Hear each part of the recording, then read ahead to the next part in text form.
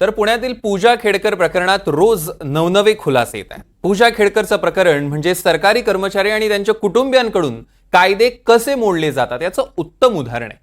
पूजा खेडकरच्या अपंगत्वाच्या दाव्यावर आणि non creamy layer प्रमाणपत्रावर प्रश्नचिन्ह उपस्थित केलं जात आहे आणि अशातच पूजाच्या आईचा दमदाटीचा व्हिडिओ समोर येतोय आणि पूजानं बेकायदेशीरपणे वापरलेल्या कारवर केल्या जाणाऱ्या कारवाईत सहकार्य करण्याऐवजी ती कारच पळवली जाते। त्यामुळे फक्त पूजाच नाही तर तिचं अवघं कुटुंब आता संशयाच्या भोवऱ्यात आहे।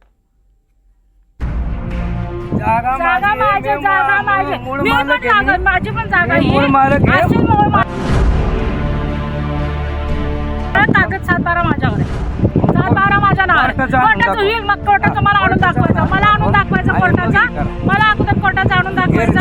हा कसं काय घ्यायचं बघतो। हातात पिस्तूल, आजूबाजूला बाउन्सर्स, बाजूला 2-1 कोटींची गाडी, सोबतीला बुलडोझर आणि भाषा दादागिरीची।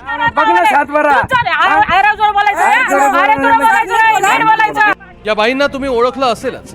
यांचं नाव आहे मनोरमा खेडकर। वादाच्या भोवऱ्यात सापडलेल्या पूजा खेडकर यांच्या मातोश्री। हा व्हिडिओ आहे पुण्यातल्या मुळशी तालुक्यातल्या धडवली गावातला। पासलकर कुटुंब तिथं राहतं, तिथेच त्यांची जमीन आहे। ही जमीन आपल्या नावावर असल्याचा मनोरमा खेडकरांचा दावा होता।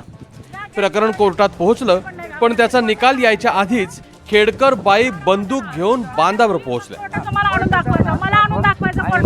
पण हा खेडकर बाईंचा एकच प्रताप नाहीये।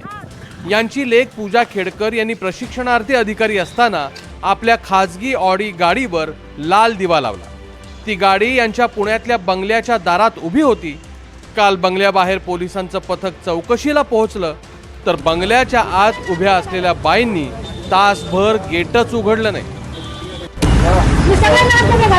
कहर म्हणजे समोर उभ्या असलेल्या माध्यमांच्या प्रतिनिधींना दमदाटी केली। सगळा तमाशा बघून पोलीस शेवटी चौकशी न करताच निघून गेले आणि संध्याकाळी गाडी या बंगल्यातून बाहेर आली। मनोरमा खेडकर या कोट्यावधी रुपये किंमत असलेल्या प्रॉपर्टीच्या मालकीण आहेत। त्यांच्या यजमानाचं पण तसंच आहे। त्यांच्या कन्येच्या नावावरती सुद्धा 45 कोटी रुपयाची वैयक्तिक मालमत्ता आहे। त्यांच्या बारामतीत जमिनी आहेत, त्यांच्या भिगवणला जमिनी आहेत, त्यांच्या अहमदनगरला फ्लॅट आहे, त्यांचे पुण्यात कोट्यावधीचे फ्लॅट आहेत। त्यांचा जो बंगला आहे तो सुद्धा पुण्याच्या प्राईम लोकेशनला आहे। त्या थेट जनतेतनं ज्यावेळेला समसमान मतं झाली होती त्यावेळेला चिठ्ठीवरती सरपंचपदी निवडून आले होते। आता प्रश्न फक्त एवढाच आहे की या दाम्पत्याकडे अशी कुठली जादूची कांडी आहे की ज्याच्यावरती त्यांनी एवढी कोट्यावधी रुपयाची मालमत्ता जमा केली। कारण त्यांचे यजमान हे पोल्युशन विभाग डिपार्टमेंटमध्ये अधिकारी होते। आलं लक्षात?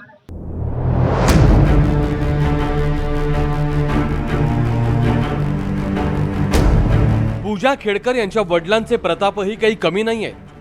गावाच्या जत्रेला दिलीप खेडकर आपल्या महागड्या गाड्यांचा ताफा घेऊन गेले आणि त्या गाड्यांवर फलक काय लावले तर कलेक्टर ऑफ इंडिया। आता कलेक्टर ऑफ इंडिया अशी पोस्ट किमान भारतात तरी अस्तित्वात नाहीये।